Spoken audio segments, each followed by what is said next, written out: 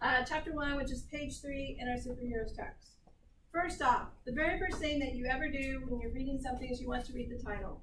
What is the title of this essay? The Real Truth About Superman and the Rest of Us Too.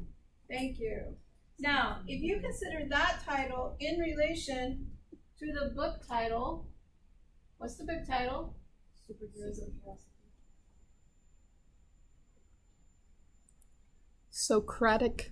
Socrates philosophy? Yeah, so it's Truth, Justice, and the Socratic Way. So the main title is Superheroes and Philosophy, Truth, Justice, and the Socratic Way. So we know that this entire book is going to be dedicated to superheroes and philosophy. And all the philosophy that you're going to study is going to be dedicated to looking at truth, justice, and the Socratic Way. So Socratic is for Socrates, and he is a classical philosopher. If you don't know who Socrates is, that would be something that you would want to go to Google or Wikipedia. But we will be discussing Socrates all semester long. In fact, we have Socrates in our first chapter. So now I'll add that title to this one. The Real Truth About Superman and the Rest of Us Too. What can we infer from the title of the essay that we're going to talk about in this chapter? Superheroes and us. We're going to talk about a superhero. Which one? Superman. Superman. What about Superman? We're going to find out the real truth and what we have in common. Bingo, Dariana. We are going to find out the real truth about Superman and how that truth applies to us. Okay, so we already know that we have a comparison and contrast essay. Comparison and contrast. Because we are looking at Superman and society. Okay, so that's the first thing. Now, the claim, well, first off, let me back up. What's your impressions of Mark Waid? Did you like this chapter? Did you not like this chapter? There is no right or wrong answer for this. He seems really genuine, and I think he's a good writer because it was a pretty easy read. He is a very humble man, and he is very easy to read. Yeah, I agree with that. There's not a lot of people out there that I say anybody could read, and he's one of those ones that anybody can read his work, for sure. Somebody else?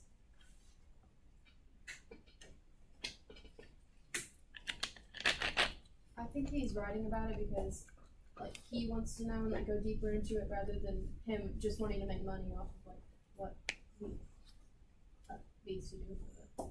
Yeah, I would agree with that. I think a lot of people that are in pop culture are into it because it's something that they really enjoy, not because they're going to make huge amounts of money off of it. I would tend to agree with that. I don't make anything off of doing what I do with pop culture other than teaching as an adjunct professor, right? So yeah, I would agree with that. What do you think of his tone, his word choice, diction, style? You can tell it's something he's emotionally invested in, and he makes it easy for us to feel like Superman does, alienated. Yeah, so how do you feel like he's emotionally invested? What does he do within the text itself that makes you feel that way? Well, besides talking about how he's helped him through his life, like when he was growing up, and how much he studied him, he also talks a lot about how Superman feels alienated because he has all these things that he can't do, or he'll immediately be identified as different, and how he can never be his true self. He describes that a lot. Yeah, good work. Anybody else? Any first impressions that you want to share? No? Okay. Well, his claim is within the first paragraph, which will be unusual for this book. You won't always find a claim within the first paragraph throughout this book. But he does not have a standard academic claim. Usually your claim is a statement. His is a question. So let's look at his claim. He says, the truest moral statement that can be made of Superman is that he invariably puts the needs of others first, or does he? Why do you think he didn't just flat out say Superman doesn't always put the needs of others first? What's the point in that? Why use this word choice? To get us thinking?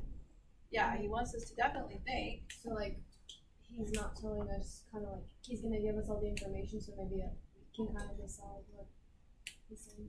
Yes, he's guiding his reader. Because if he were to say that, do you think anybody would listen to him? Probably not. Probably not. Especially people who are in their 40s and above, because we're the people who remember Superman as the big blue Boy Scout. Had to get the word order right there, right?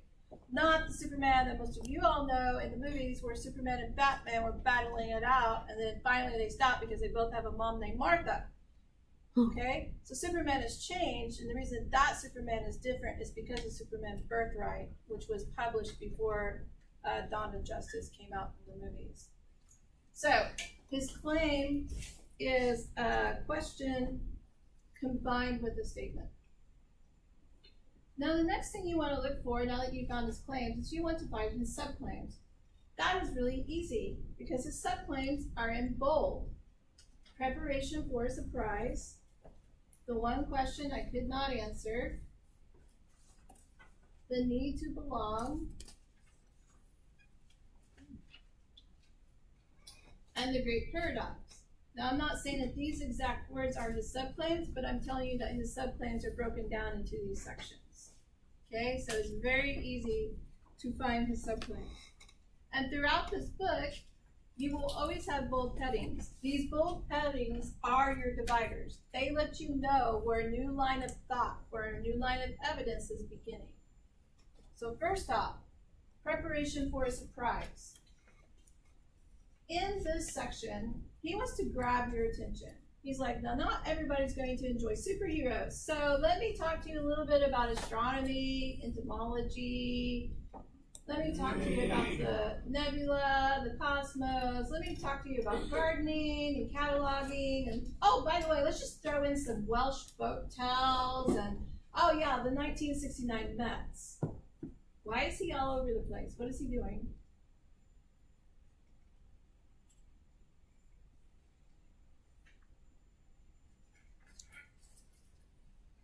Do you remember the triangle that we just set up?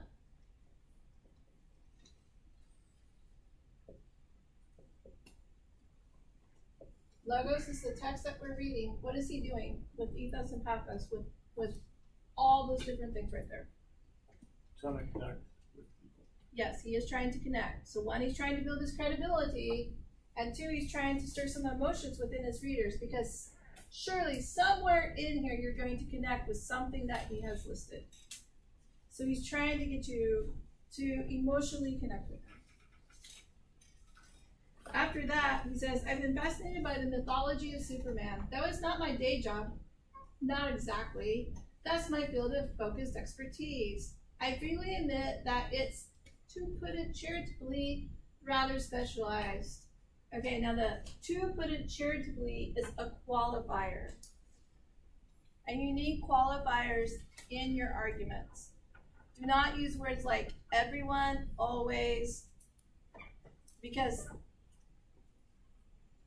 about the only thing that I think you could say regularly happens is gravity. But even gravity can be broken by a meteoroid crashing into Earth, right? Just saying. So you want to use qualifiers in your argument. Not having science majors in here that could rebuttal the gravity part. Aw, that would be fun. Okay, so, and he says, but for all my other wide and varied interests, nothing in this world has ever held quite the same fascination for me as has the Man of Steel. So now you have Superman and Man of Steel. What is he doing by using different words?